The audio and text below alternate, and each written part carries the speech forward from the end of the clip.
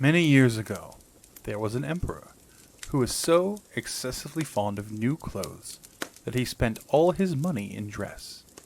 He did not trouble himself in the least about his soldiers, nor did he care to go either to the theater or the chase, except for the opportunities they afforded him for displaying his new clothes.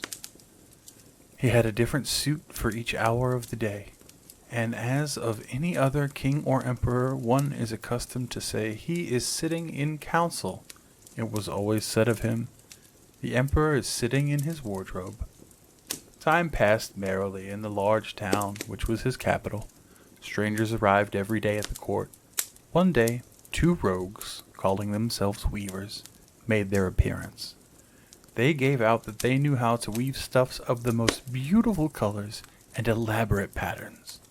The clothes manufactured from which should have the wonderful property of remaining invisible to everyone who was unfit for the office he held, or who was extraordinarily simple in character. "These must indeed be splendid clothes," thought the emperor.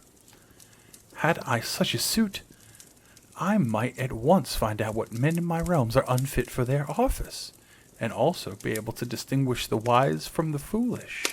This stuff must be woven for me immediately." And he caused large sums of money to be given to both the weavers in order that they might begin their work directly. So the two pretended weavers set up two looms and affected to work very busily, though in reality they did nothing at all.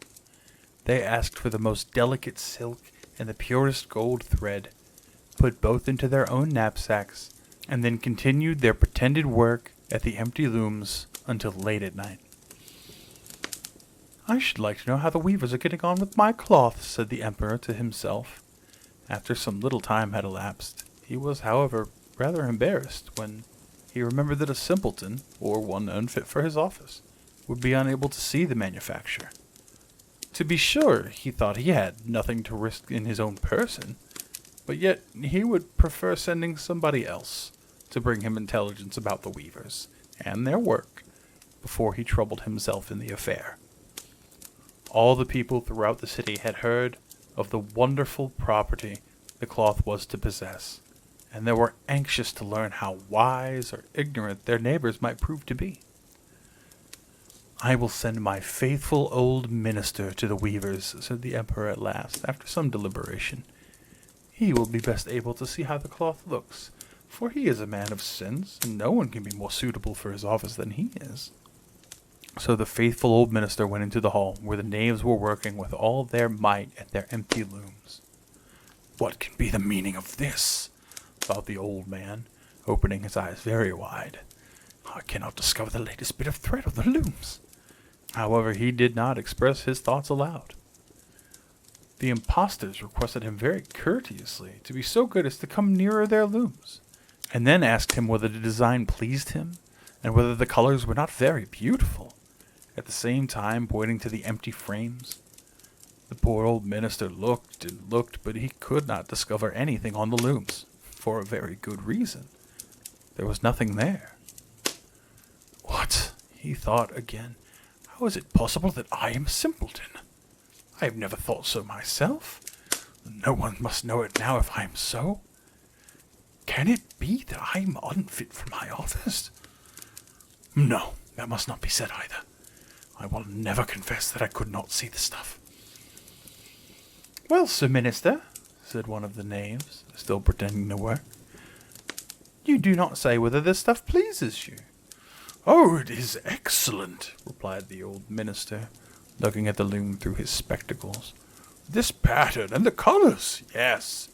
I will tell the emperor without delay how very beautiful I think them." "We shall be much obliged to you," said the impostors, and then they named different colors and described the pattern of the pretended stuff. The old minister listened attentively to their words in order that he might repeat them to the emperor, and then the knaves asked for more silk and gold, saying it was necessary to complete what they had begun. However, they put all that was given to them into their knapsacks, and continued to work with as much apparent diligence as before at their empty looms. The emperor now sent another officer of his court to go see how the men were getting on and to ascertain whether the cloth would soon be ready. It was just the same with this gentleman as with the minister. He surveyed the looms on all sides, but could see nothing at all but the empty frames. "Does the stuff not appear as beautiful to you as it did to my lord the minister?"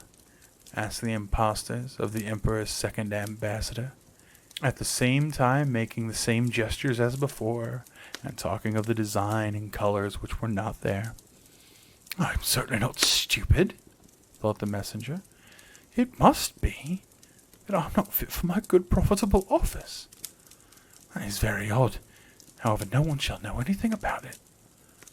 And he accordingly praised the stuff he could not see, and declared that he was delighted with both color and patterns. "Indeed, please your imperial majesty," he said to his sovereign when he returned, "the cloth which the weavers are preparing is extraordinarily magnificent." The whole city was talking about the splendid cloth which the emperor had ordered to be woven at his own expense. And now the emperor himself wished to see the costly manufacture while it was still in the loom. Accompanied by a select number of officers of the court, among whom were the two honest men who had already admired the cloth, he went to the crafty impostors, who as soon as they were aware of the emperor's approach, went on working more diligently than ever, although they still did not pass a single thread through the looms. "Is the work not absolutely magnificent?" said the two officers of the crown already mentioned. "If your majesty would only please look at it with splendid design, what glorious colors!" And at the same time pointed to the empty frames, for they imagined that everyone else could see the exquisite piece of workmanship. "How is this?" said the emperor to himself. "I can see nothing. This is indeed a terrible affair. Am I a simpleton, or am I unfit to be an emperor? That would be the worst thing that could happen.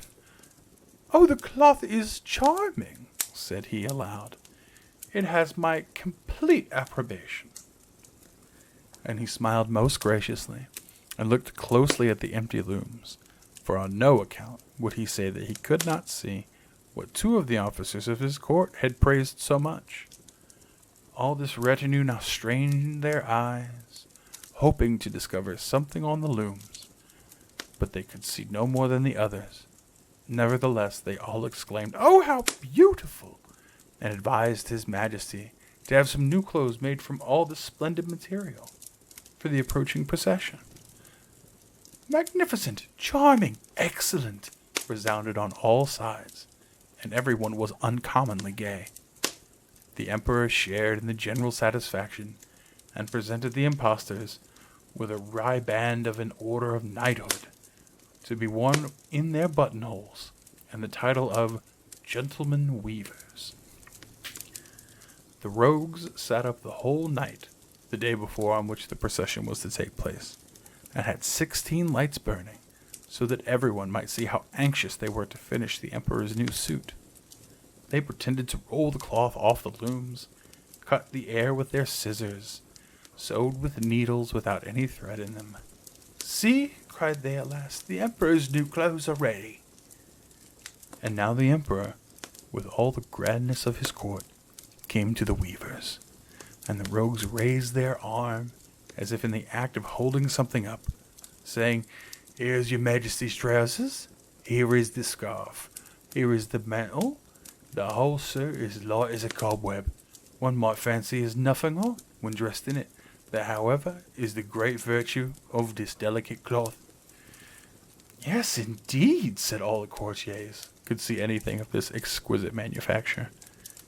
"If your imperial majesty will now gracefully please take off your clothes, we will fit on the new suit in front of the looking-glass." The emperor was accordingly undressed, and the rogues pretended to array him in his new suit, the emperor turning around from side to side before the looking-glass. "How Majesty looks in his new clothes, and how well they fit!" everyone cried out. "What a design, what colors! These are indeed royal robes." The canopy which is to be borne over your majesty in the procession is waiting, announced the chief master of ceremonies. I am quite ready, answered the emperor. Do my new clothes fit well? He asked, turning himself round again before the looking-glass, in order that he might appear to be examining his handsome suit. The lords of the bedchamber, who were to carry his majesty's train, felt about on the ground as if they were lifting up the ends of the mantle, and pretended to be carrying something, for they would by no means betray anything like simplicity or unfitness for their office. So now the emperor walked under his high canopy, in the midst of the procession, through the streets of his capital, and all the people standing by and those at the windows cried out, "Oh, how beautiful are our emperor's new clothes! What a magnificent train there is to the mantle, and how gracefully the scarf hangs!" In short, no one would allow that he could not see these much admired clothes, because in doing so he would have declared himself either a simpleton or unfit for his office. Certainly none of the emperor's various suits had ever made so great an impression as these invisible ones. "But the emperor has nothing on at all," said a little child. "Listen to the voice of innocence," exclaimed his father. And what the child said was whispered from one to another. "But he has nothing at all on," at last cried out all the people. And the emperor was vexed, for he knew that the people were right. But he thought the procession must go on now, and the lords of the bedchamber took greater pains than ever to appear holding up a train, although in reality there was no train to hold.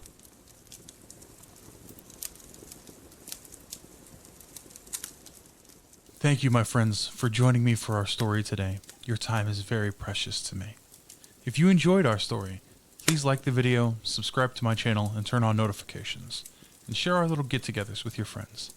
All of these things are incredibly helpful to get our stories out to more friends. I had such a wonderful time with you all today, and I hope you'll join me again tomorrow, where I will read a new tale and invite you once again to stay a while and listen.